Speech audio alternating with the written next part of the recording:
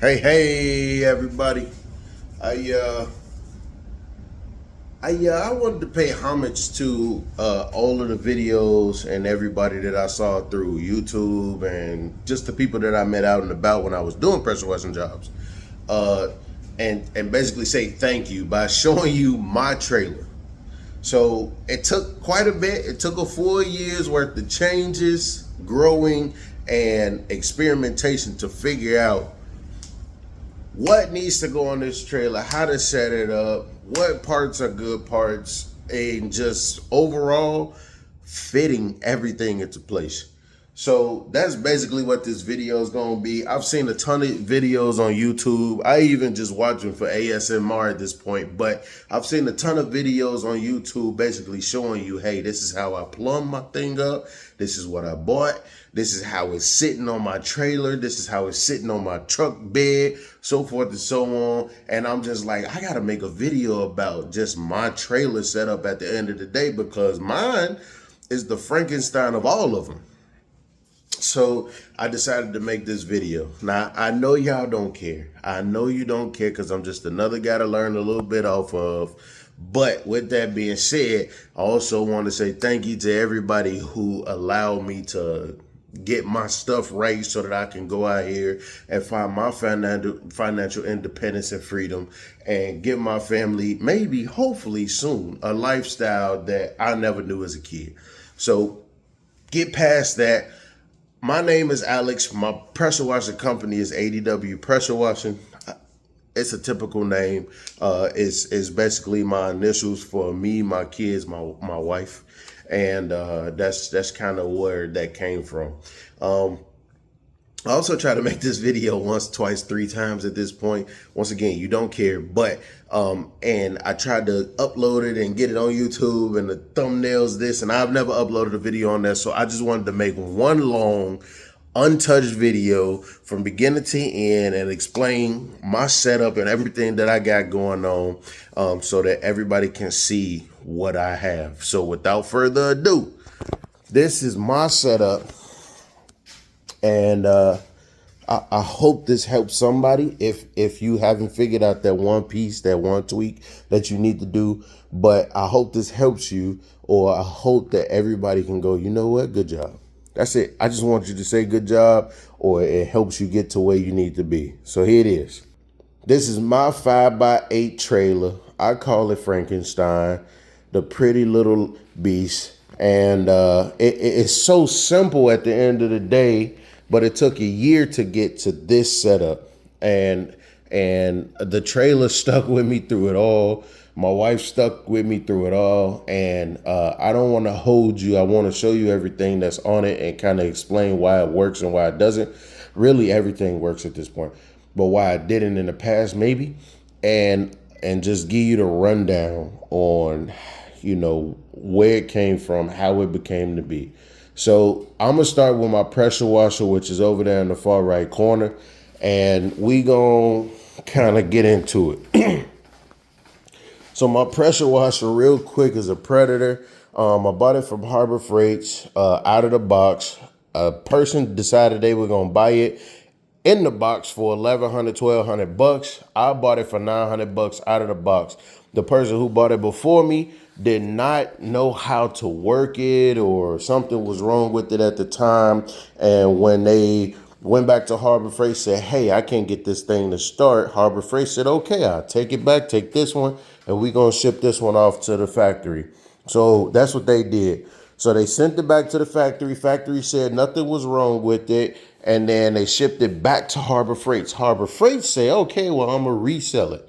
So that's what they did out of the box. I bought it as you see it set up. I mean, obviously it's a little worn now. I've been using it for a year, but out of the box, this is basically what it looked like.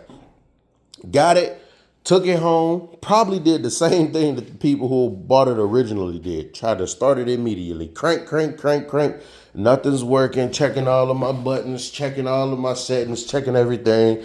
Nothing's cranking. Granted, I know how an engine, whether it's a chainsaw, a K12 saw, whether it's just the regular generator, I know how to work them. So I know how to put the choke in the proper positions, things like that. So I knew how to start it up. It just wasn't starting. I read the instruction manual, and the thing that just didn't make sense, I mean, that made sense after everything was said and done, is that it didn't have any oil in it.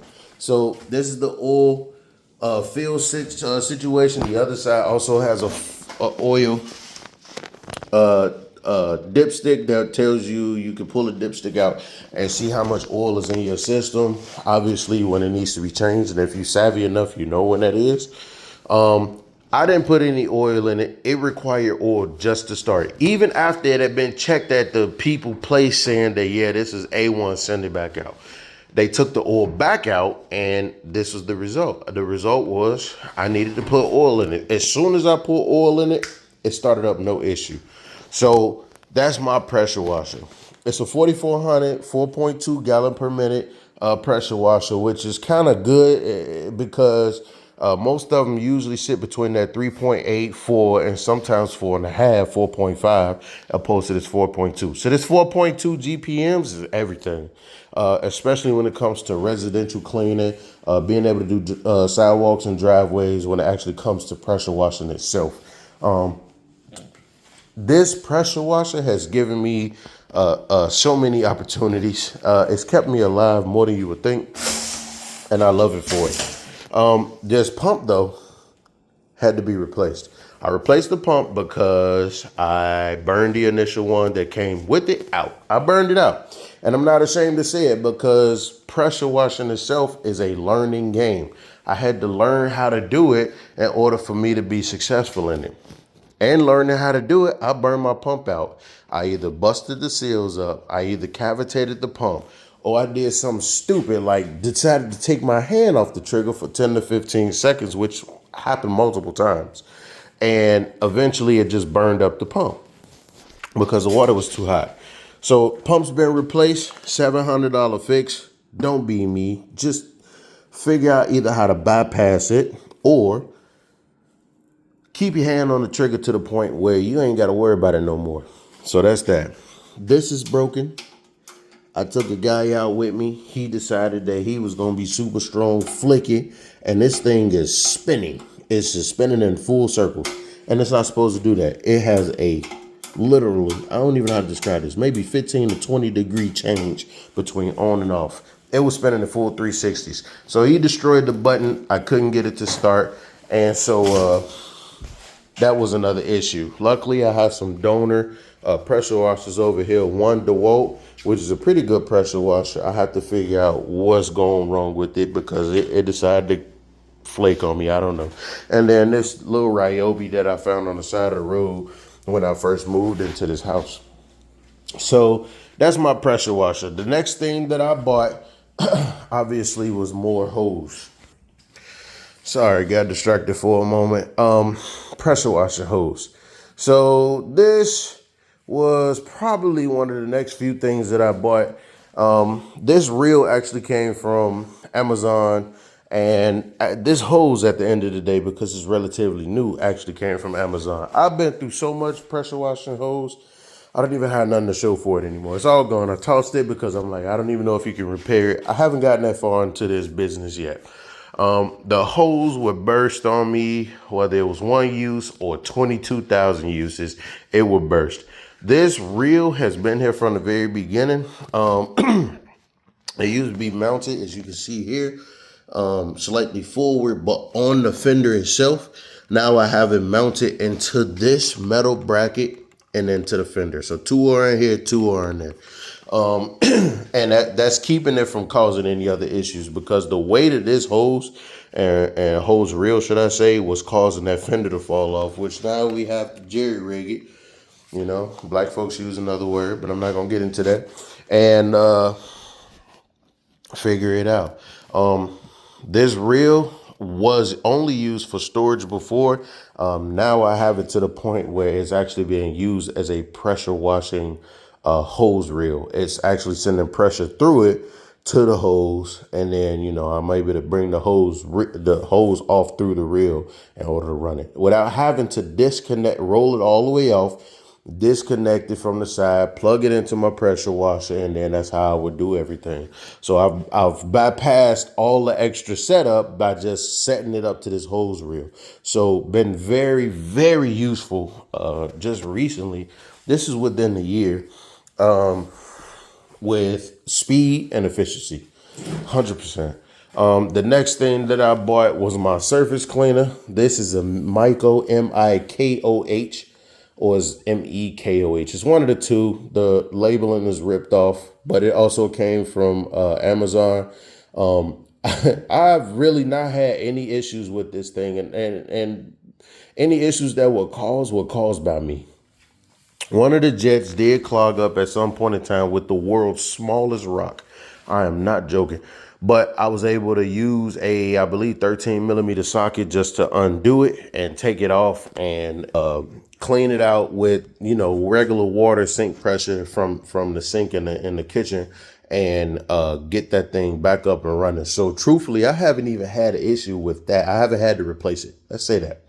The one thing that I have had an issue with, is this: do not drop these. You drop them, they break, you have to replace. That's how that works. I was a rookie. I got screws in here. I got duct tape in here. I've had what do they call, zip ties in here. They're probably still in there. And all of that was because I've dropped this one too many times with the hose, pressure washer hose connected.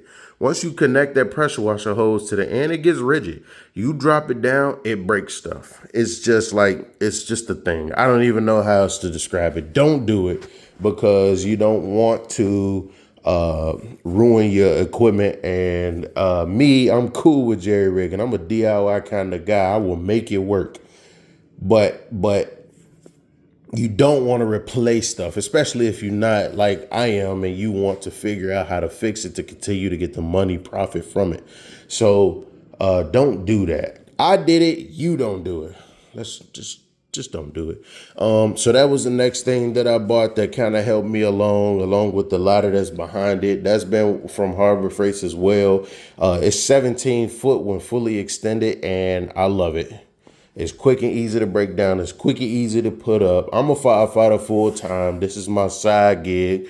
When I go to put this thing up, man, it's like butter, man. Compared to some of the ladders that I'm used to with the fire service, how heavy they can be, or how quick and easy they are to put down and put where I need them to be, especially in emergency situations. That's actually pretty good. The only thing is fold it out, extend it, so forth and so on. You find a way that works for you. I did, but you will eventually too. So that's the ladder. I would have a taller one because sometimes we get 2-story houses, and that would help if I could reach those 2-story houses. But I think at this point in time, I just need a secondary ladder that's not going to destroy people's roofs when I get on them, and it's not going to destroy people's terracotta Spanish tile roofs when I get on them, because I think that's the biggest issue. So I have to find another way, because those Spanish terracotta style type roofs, you don't replace the whole roof for that. You replace a panel. And if you are the one that's doing it, the liability is on you and the crew. You have to be the one to explain why it's broke, how you can fix it, or how the next insurance company can fix it, or how your company can fix it. And then that you have to go. It's a lot. So be careful with that. You just keep it in the back of your head. If you're going to do soft washes and you have to be particular and picky, be careful of that. I'm not going to tell you how to run your business, but be careful of it. So ladder, surface cleaner, hose reel. The hose is relatively new, and I'm gonna say this now because I don't know if I remember later, but this hose, oh boy, I've been through so many sections of this hose, and granted, it came from Amazon. I should know better because I've been doing this for somewhat of a decent time, near a year, and that's probably between 75 and nearly 100 jobs. That hose right there has burst at least one time, every time over the last few jobs that I've done. I will tell you now that I've bought nearly 9 sections of that hose. Most of them I've been 9 sections in total I've had. Most of them I've been able to replace or get my money back from. and they've burst again. So this is the last section. I won't buy no more. When it burst, I'm going to just give it a bad review on Yelp, Amazon, wherever it came from, and I'm going to make sure that it's known on my behalf. But don't buy that hose. It came off Amazon. I really don't want to bash them so badly that I look stupid and bad. So I'm going to tell you, if you see this specific hose with, let's just say, these markings, don't do it. Don't do it, because it is, oh man, that is a whirlwind. The 100-foot sections last better than the 50-foot and the 150-foot, especially the 150-foot. But do not buy that hose if you don't have to. On to the next one. The next thing that I probably accrued over time was this hose reel. It's just a regular style, garden style, somebody's hose that was left on the side of the road. I'm a freaking garbage picker, I guess, but I keep my area clean. I keep it clean. Y'all see the organization. It's not like I live in a pigsty. My floors are dirty, yeah, because they've been like that for quite a while. But I keep my area clean because I'm always doing some type of project. This hose reel came from the side of the road. And I picked it up one day, not knowing that I would end up using it for this pressure washing thing, because I didn't even have this in the back of my head yet. But I'm glad that I did, because it came in phenomenal handy. You know what I'm saying? It's got 200 feet now of this garden hose that is non-kink. It's easy to use. I don't have issues with it. It isn't crazy stiff, but it is rigid. And it gets the job done. Recently, I plumbed it up to where it goes directly into my tank. Normally, I would just pull off my 100-foot section, connect one piece to the spigot, and then the other piece to the tank. So the buffer tank. So I'm bypassing that now and keeping everything hard locked, I'm gonna call it that, into my trailer. So that's what we got now. And this thing has been great. I ain't got no issues with it besides the leaking that comes from here. And that's because it's just old, it's being used. I don't know if these can be replaced or anything like that, but if it can, I'm not even gonna worry about it, because it's not causing any lack of pressure to my pressure washer. Maybe some extra customer water to go flying out in the way, but majority of it is getting into the tank. And I mean like 90% of it. I could take that 10% loss because I'm not stressing that much. This tank fills up more than what I could use anyway. So that's what that is. So besides that, everything else, let's walk through it. This tank is a 55-gallon buffer tank. Technically speaking, I guess you're not supposed to use a buffer tank to basically feed your pressure washer. All right, let me retract that. You can do it, but you're not supposed to do it with a piston powered crank, whatever you want to call it, pressure washer itself. And that's this one. This one is not a belt driven pressure washer. You want a belt driven pressure washer and to be fed by your tank, because it's belt driven. It's not using gears. There is no, you won't overheat them. You won't overwork them. It's a belt. It's like a serpentine belt on your car. It drives everything. Same principle, same precipice. That's basically what you're going for. And it's in essence, if you use the gravity fed system to feed a piston grip, gear driven, driven, whatever you want to call it, pump to a pressure washer system engine, you can overheat it, you can mess something up, and you can break your pump. It's not inevitable, because it can happen, but it's a long shot. But at the end of the day, you can mess it up, and we don't want you to do that. If I'm telling you now, it's because I've been through it. That pump was also replaced, I told you earlier, for other reasons, but on top of that, it was a little bit of education, knowledge. I didn't know that you shouldn't do that. It took for somebody to tell me that I shouldn't use a regular pump like this one to be fed from a tank. I used to have a 275-gallon tank on here that eventually ruined a lot of stuff. The pump, this piston on here sound crazy, but the weight from it, I was toting around 275 gallons worth of water, which is literally over like 600 pounds or something. I don't know the conversion, but it's a lot. And it destroyed my hub bearings. And eventually I was riding on the axle of this trailer. And it could do that. You live and learn. Don't make that mistake. Don't make the mistakes I made. So that's what that was. So if you're gonna do it from a tank, be careful. Do the research. So this is my 55-gallon tank. I only truthfully get between, I want to say 50 and 52 gallons at its full mark. That full mark is there for a reason. Inside of this tank, I drilled the hole. I put a bulkhead fitting and this elbow right here.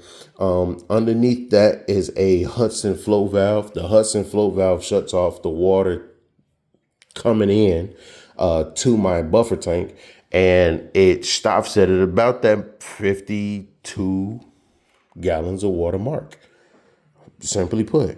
So that's where I know the water should be turning off. That's why I know I'm basically full. I can work. I ain't got no issues between that and me. Let's just say I turned off the customer water once I got to full, and between that minimum mark down there, I have at least 15 minutes.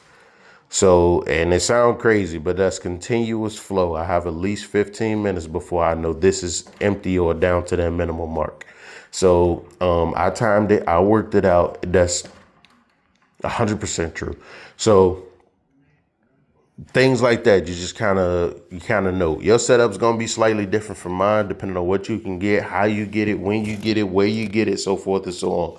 So that's what it is. My 55-gallon tank came from Facebook Marketplace. I set it up that optimized my system, and it works for me. So be careful with what you buy and how you set it up. This is the optimal setup for me. That's what this is. It might not be the same for you. But this is gravity fed, feeds my pump. My pump feeds my, obviously, pressure washer system, so forth and so on. Creates pressure, sends it out, bang, we good to go. So that's my bulkhead fitting. Hudson valve is inside. Got a filter here to filter the water coming in. Unfortunately, I couldn't do a whole bunch with this. It just has to kind of sit. I put these bungee cords here just to keep it tight against the tank so it don't go flailing everywhere when I'm going where I'm going. There's a bulkhead fitting here that leads out into a gated Y to my tank. To my pump. My pump pressurizes it, does this whole thing. The other one leads out and basically just kind of falls through the grates of my trailer itself, which I need to kind of basically do a little bit better job of rust proofing, to say the least. That is what I have going on. Those are only 2 hoses coming out of there. Could have been 6. I got a splitter that splits this off into 6 spots, but it would dilute my flow, and I don't want to dilute my flow going into my pressure washer, because otherwise I could just hook up to the people's house and suck in what water I can. What else I got? My soft wash system.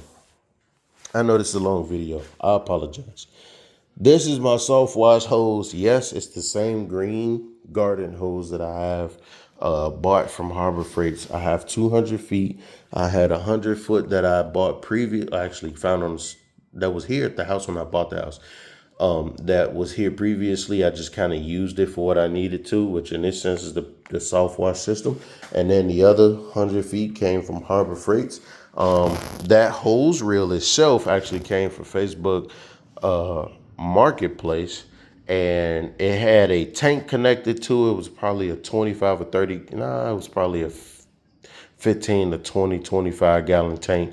It had a pump on top that was not working. I tried changing the fuses out. I tried splicing it with different cords and power systems and blah, blah, blah. None of it worked. So the pump was bad. The tank had multiple holes in it from being drilled and used by whoever had it prior to me. The only working thing that was on there was this hose reel. So I got the hose reel, which is what I wanted anyway, because I knew I needed it.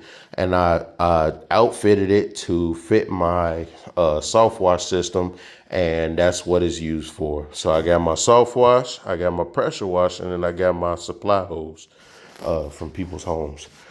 So that's basically what this is. It's all plumbed up to go inside of here. And here I have my Die Hard battery. It's a 600 cold crank amps and a 750 marine crank amps battery. I know some people were saying that they wanted nearly 800 cold crank amps from their battery, and I took that into heart. But unfortunately, when I wanted to build this system, I did it at the price that worked for me and what optimized my system. So I'm not taking any foul or shame in saying what I just said, but for the price of nearly $150, this battery hasn't given me one single issue. Cranks up every time. I haven't even recharged it yet since I got it, and I've done at least 4 jobs with it. And I've done a lot of testing just to get my system, my software system up and running. So it's got at least 8 hours, and at max, I would say 12, maybe even 16 hours of work on it without being charged. So this battery is doing great. So that's what we got. I got my J-Rod down there. I got a funnel because I need to fill my gas into my thing because we ain't figured that out. I need a little pony section, but we ain't there yet. I got a, what is it called? Diaphragm pump. Mine's is not a Remco or a Everlast or whatever that one called, or the other one that's created. Mine's is a A.O.W. Wally. A-O-Wally. I don't know how to say it. It's got a few jobs in it. It's been run through. It gets dirty. It's heated up. It's broken stuff. But so far it's still working for me. The big issue that I had with this, because it gave me the most issues besides the battery, besides everything, is these fuses. So it comes with this one. This one is basically a 30 amp if you're not familiar with fuses. I'm not the greatest to tell you all about this, but I'm not the worst either. This is a 30 amp fuse, and usually they come kind of color coded. You can get some that's 50 amps that's different color, and then some that's even more than that and less than that. This is a 30 amp fuse. When I bought this pump, that's what it came with. And then this pump needed to be spliced with, that's the cord that came with it. You can see right where the electrical tape begins and ends. That's where I had to connect it to another set of hoses. Not hoses, but cords. And in this case, it's these cords. These basically just hook up to the positive and negative on the battery. These are basically detrimental. This is what runs the system. So the one issue I kept having is I kept blowing the fuses. This comes with the fuse. So I only know so much about all that crap. Electricity, is useful as it is one of the scariest things on the planet to me. And I'm being honest with you.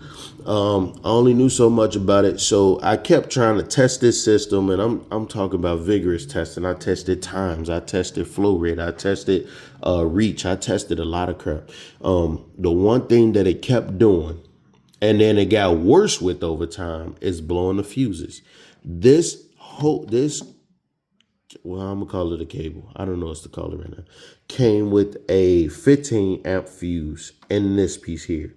By the time everything was said and done, I went through probably 7 or 8 fuses of the 15 amps. So I learned over time through trial and error and some questioning. Don't hesitate to talk to your Advanced Autos or O'Reilly's or my favorite AutoZone people, because they know some stuff. Is that my fuses didn't match up. I had a 15 amp in here and a 30 in there. That didn't work. Make them the same. This came with a 15 amp. That came with a 30. That one has not blown yet. This one, before, when it's a 15 amp, blew at least 7 to 8 times. Make it a 30. Match them up. Put the same amperage out and call it a day. Since I changed that amp over, it has not blown a single time. That's the original 30 amp that I put in there. It did not come with it. I put it in there. So I'm not bragging or anything. I'm just saying that you need to learn how to work on your equipment. And I'm just putting that plain and simple. But like I said, I'm a DIY guy and I hate losing. So I had to figure out how to win. That changed the whole system. Since I put it in there, I haven't had a single blowout. And this thing has been running like a champ. Like I said, I've done at least 4 jobs since I inaugurated it, brought it into fruition. And it's been giving me nothing but positive results. And oh my God, does it make life easier. I can see how people will start off with soft washing before they go to actual pressure washing. So that's that. I'm going to close it up, put him back to rest. We don't want to bother him. Besides that, this is my soft wash gauge and setup, check valves and all of that good stuff. My setup does not have the surfactant connected. I batch mixed into these 15-gallon jugs. When I get my SH, before I fill it with SH, I do put my soap in it. That way it mixes a little bit. And then while I'm driving down the road, I know it ain't a technical thing to do. It mixes. I put the caps on it. I let it stir around. And by the time I get where I'm going, it smells good and it looks, good. And it does what I need it to do, which is keep that bleach on the roof, ground, house a little bit longer. It does that. So I batch mix. I don't have an issue with it. I won't ever tell nobody ever to not batch mix because I do it and it works for me. I can see where you would turn your surfactant on versus you putting bleach on. I can see it. I've watched plenty of videos. Like I said, I'm here to pay homage. Everything that I've done is about homage, next to me using my little brain to figure certain things out. So this is my soft wash setup. This is my bleach line, my water, and this is supposed to be surfactant. Like I said, I don't have it hooked up. Everything here, I built it. And the problem with that is I'm stubborn. I get annoyed really easily. And I'm not telling you that makes a better person. I'm just telling you that I hate waiting. I hate waiting. I could have ordered this system right here between $300 and maybe $800 and it'd been the best thing on the planet, or it could have been crap. But I decided that I needed to save a bit of money and I needed to make this sooner than, the shipping or ordering date that was going to come, through. So I decided to put all the pieces together. This is what makes my trailer Frankenstein next to everything being pieced together. But this right here, this pretty little thing, Frankenstein. The white that you see came from Lowe's. The elbows, all from Lowe's. The gray that you see, and there are gray pieces in between each one of these connections, is from Ace. Like Ace is the place to help for hardware, folks. I like Ace. They cool people. That came from Ace, and then the black pieces that you see all came from Amazon. This specifically came from like Ohio or something. They create those up there specifically for these 4-ways. You could buy the elbows to go with it, but these 4-way portions of it specifically came from like Ohio or something like that. I ain't never been there before. I don't know the people who created it. I would love to get them credit, but I can't because I was too busy trying to figure out how to get this thing all put together. So that's that. I have it feeding off into, or if this is put where it needs to be, the SH, which is this line, needs to go into the bleach. The water, which is this line, needs to go off into my tank. I have a small hole here where I can fit both of them in there, believe it or not. But I can put it in there and call it a day. And then it picks it up. It's a pickup tube. It picks it up and it brings it down through my line. My line goes to my pump. My pump does this pumpy thing, pumps it out to here, and it goes down into my reel. My reel goes to my hose, and my hose comes out here on this. And this is a ST510. What is it called? Soft wash gun. So that's what the significance of this gun is. I have that J rod inside of my thing with my soft washing that connects to this. So that's basically what all of that stuff is. This one right here is for my downstream. I kind of made it work. It has a bit of a bevel on the end with a zip tie to keep it from kind of getting sucked up in there. But if you've downstream before, you know that these hoses are not the best. They all wound up and eventually they take a shape. So when you go to use it, of course, it doesn't want to stay inside of the 1 gallon, the 15 gallon, the 50. It don't want to stay. It's a cool system and it works very good. The Venturi system is great. But besides that, it does not want to stay in there and don't let you come off the trigger. You're going to backfill into your tank, and the first thing that's going to happen is that dang on thing is going to pop right on up out of there.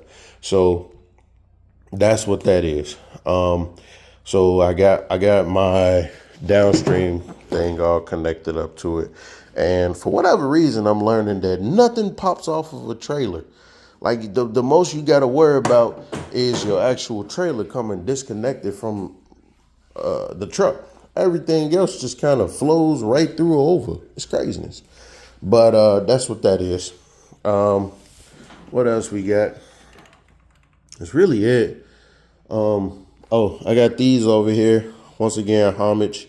I seen it on YouTube somewhere. Somebody was like, dude, just take whatever PVC you got, cut it up if you got it, and then if you don't got it, just go buy it. It's literally like $4 or $5 to get one long 3/4 inch PVC that allow you to fit all of your different guns in it. And in my case, I have a push broom in it and my guns. But they all fit up into this. It saves so much space. I ain't got to worry about trying to find a place to lay it on my trailer. And, it's nice. I'm not even going to lie to you. So everything, I talk a lot. I love giving context. And it doesn't help because this video could have been 5, maybe 10 minutes long. It's now rolling into that 36, 37 mark. And I don't feel bad because context in this situation is going to help the next person figure it out again. You know what I'm saying? And I might forget all about it.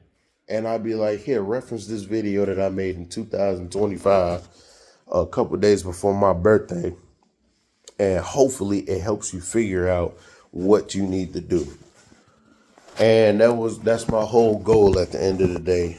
Sorry about the shaky camera-ness. I'm not a camera person. I'm not even photogenic. But at the end of the day, I hope that's what it helps you figure, get done, is to set up and optimize your pressure washing trailer. Granted, I got a 5x8 trailer. I made it work. Actually, I didn't even tell you about the trailer. The trailer itself, I bought secondhand from a guy that I work with in the fire service. He used to have a lawnmower company, and this is what he used.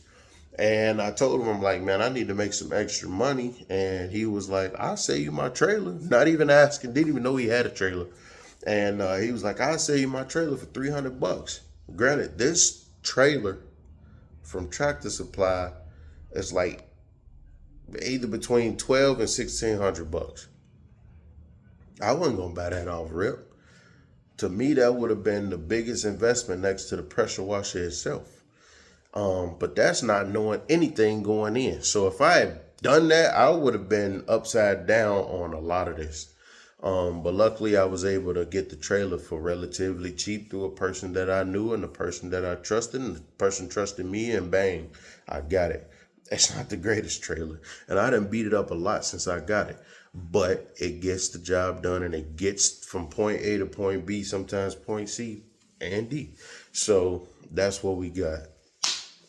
At the end of the day, y'all, I'm here. I will check these comments if there are any comments. I don't need you to like, subscribe, and all of that craziness. Just take this video and learn from it. If you leave a comment and I get the opportunity to respond back to it, I promise you I'll tell you 100% honesty of the part and pieces that you need to set up certain things, at least based on my setup, that'll get you out there up and running. And with that being said, I'm thankful for all of y'all on YouTube, at least, that allow me allow me to piggyback off y'all's ideas and learn from y'all. That way I can feed my family. I'm not even gonna joke when I say that, because if it wasn't for pressure washing, sometimes I don't even know how I would stay afloat, because I'm only in my first year, and it's been a long year. And the one thing I have yet to do is go knock on doors, because I'm a full-time firefighter. And like, again, I know a lot of y'all don't care. You probably don't even hit it. But because I'm a full-time firefighter, I don't have to do this full-time. There are people who have to do this full-time. I'm able to use crazy apps like the G's list and the UMTAC. Let's say that. You know what I'm saying? Because I don't want to promote nobody and I don't want to get in trouble. I just want the video to make it where it needs to go. I'm able to use the UMTAC and the G's list in order to go out and do my jobs. And they've kept me afloat more often than not. And I'm hoping that this year, 2025, is a bit of a game changer. New customers, retain the old customers, and, you know, keep going forward. I'm not gonna lie to you, it's not a roller coaster. The maintenance on this can be hectic. Once you set it up right though, and you find that spot that just really just like when you itch it, you know, a good back scratch when you rub up against that tree or that post. Once you find that spot, you in it. You know what I'm saying? And that's why I want you all to get. So don't waver until you've really pushed it to this very end, to the point where you know ain't no return. Because pressure washing is one of those niche type of businesses that can really bring in a nice little profit, but you got to stick to it. I'm going into year 2, and I'm really, really waiting to see what year 2 is going to bring. So that's it for me. Like I said, any comments, if you like it, if you subscribe, I don't know. I'm not going to tell you I don't care, but I don't care.